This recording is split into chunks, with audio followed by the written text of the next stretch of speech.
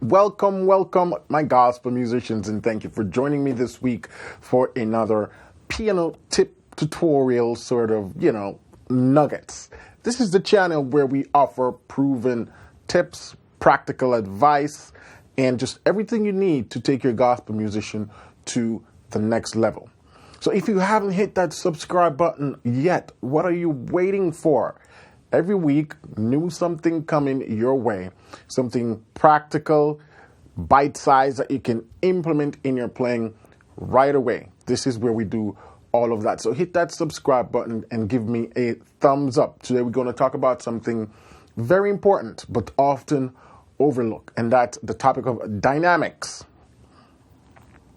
You're probably thinking, what?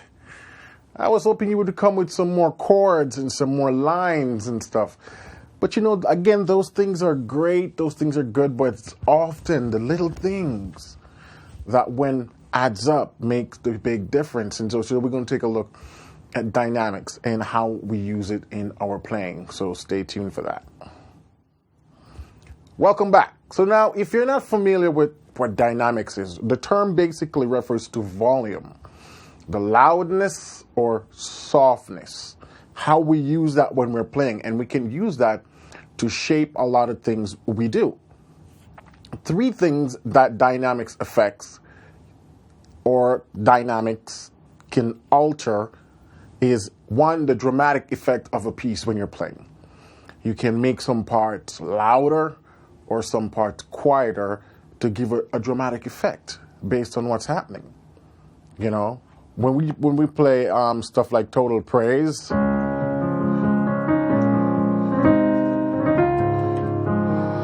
you might start off quiet,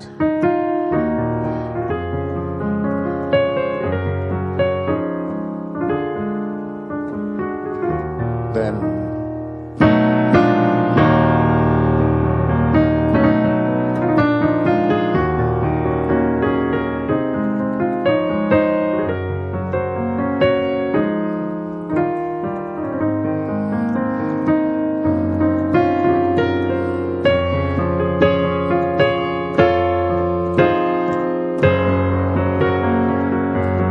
it gets bigger.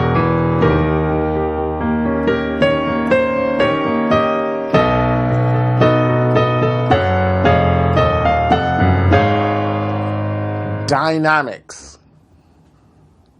Certain sections softer, certain sections louder. And that's definitely something you want to start experimenting with. It will give your playing a sort of what I call a 3D effect, opposed to everything just being just straight, either just loud all the time or too soft all the time. Now you sort of have this dynamics, which makes it interesting. The second thing is contrasting passages or sections of a song. So that's similar. When you have the chorus of the song, generally, we want to get bigger. Take another song, the William McDowell song.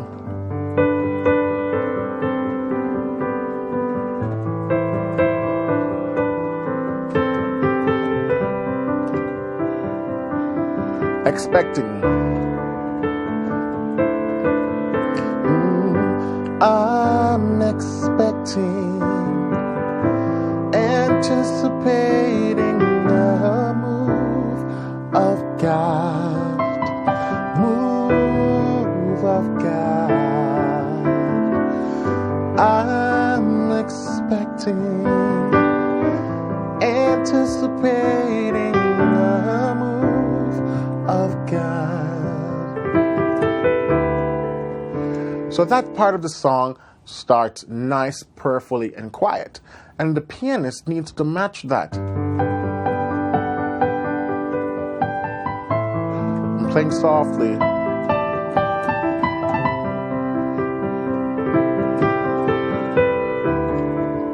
But then he gets to another section of the song where he goes, we won't be satisfied. Heaven invades our lives. Move, oh God. Move, oh God. We won't be satisfied. Heaven invades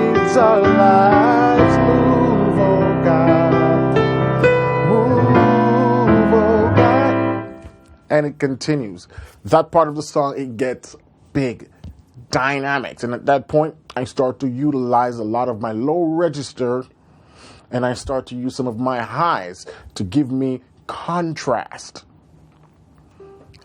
That's not a way you can use dynamics. So we looked at the effect, dramatic effect, where you either go quickly loud or quickly soft, and then, contrasting passage. So when we're moving to another section of the song, and you want to sort of figure out what section of those songs require the boost in volume and the reduction. A lot of the times it's the chorus that gets big.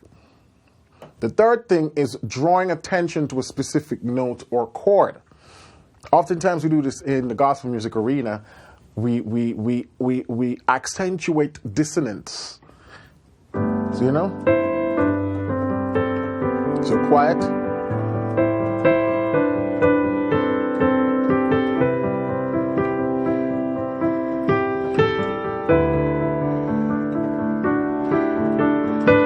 And you can go.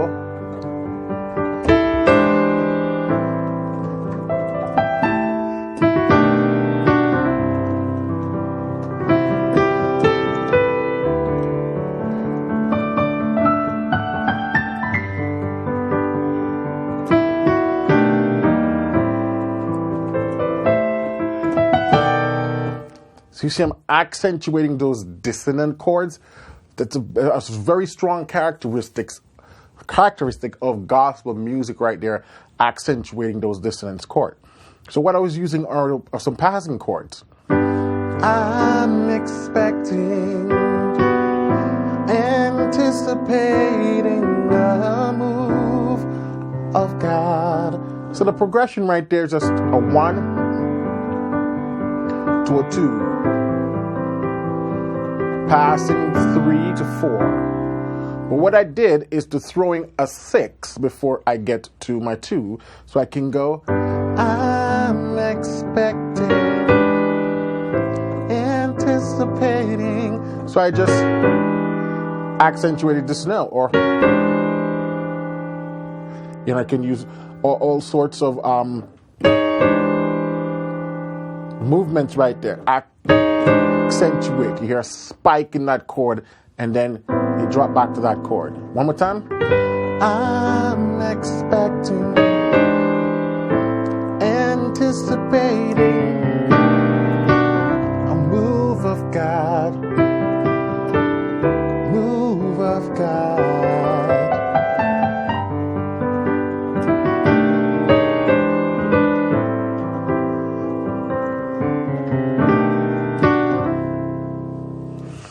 Those are dynamics, but they're spikes. They're almost what we call accents, but it's still a form of dynamics.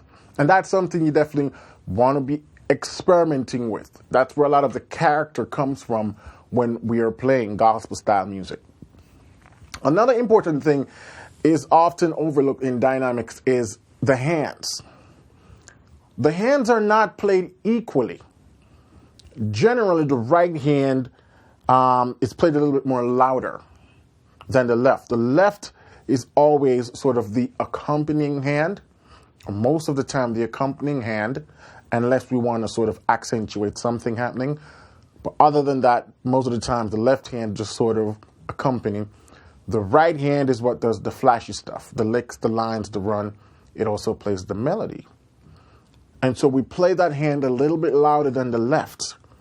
We don't play both hands at the same volume. So again, when you see I'm playing here, I'm doing.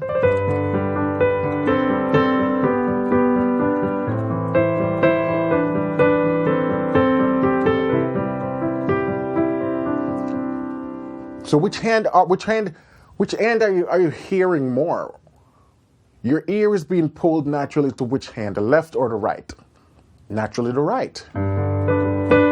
Because we have this nice melodic line in sixths. Da, da, da, da, da, da, da, da, da, da, da,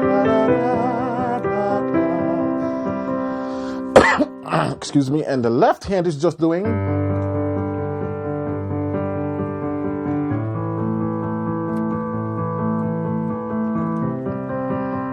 Nothing that interesting, but when it comes by with the right hand, it fits nicely.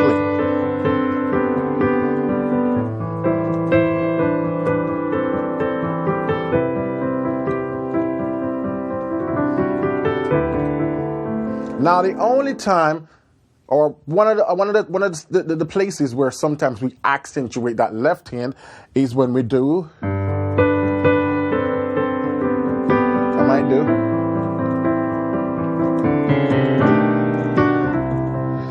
So I just did a chromatic run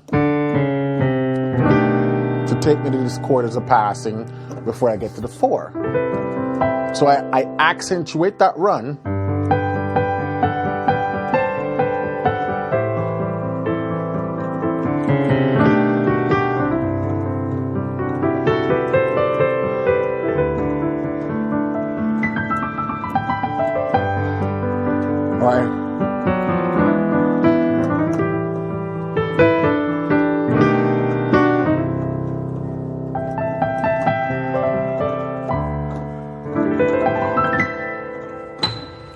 And so there are a lot of opportunities to accentuate notes, to accentuate chords. And then we have passages.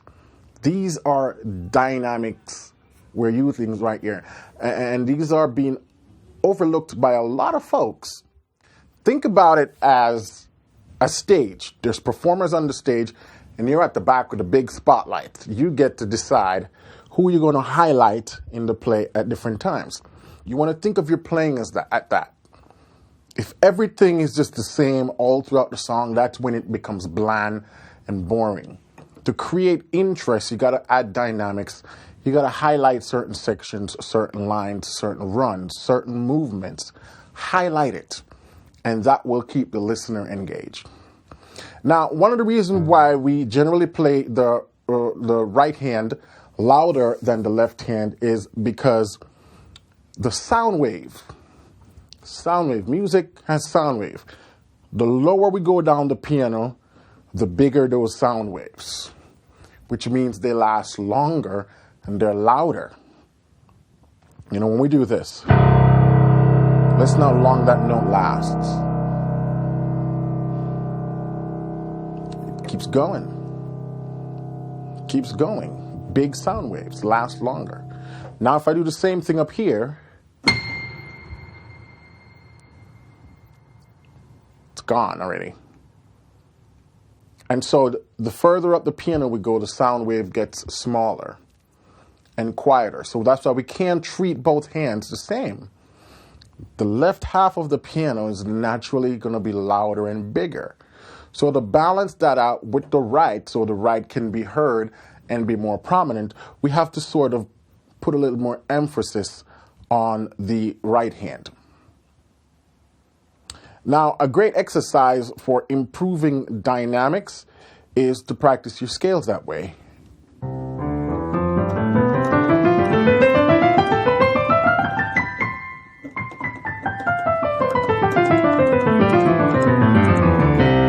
You know, I can start my scale off soft and loud.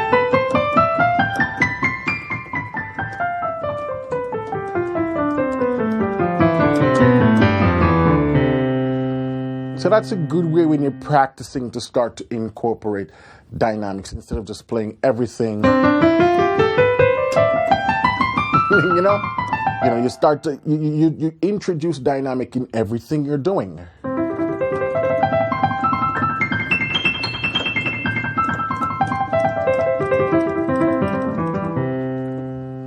Another beautiful thing that works nicely with dynamics is timing. And we know we haven't talked much about that, but the way you use time, the little delays or speeding up, slowing down, crescendo, decrescendo, those things goes nicely with dynamics. Now, some exercise I want to leave with you before I go. Listen to how other players use dynamics. If it's something you've never thought about before because you've been obsessed with just getting your scales right and your chords right and learning songs, when you're listening to a piece of music, listen to how the players utilize dynamics. Listen to the little lines that they decide to bring out. And then try to understand the musical context by which they're doing that. it's not good enough to just listen to, oh, that sounds cool, but see if you can understand. Because music is a language. It's a universal language.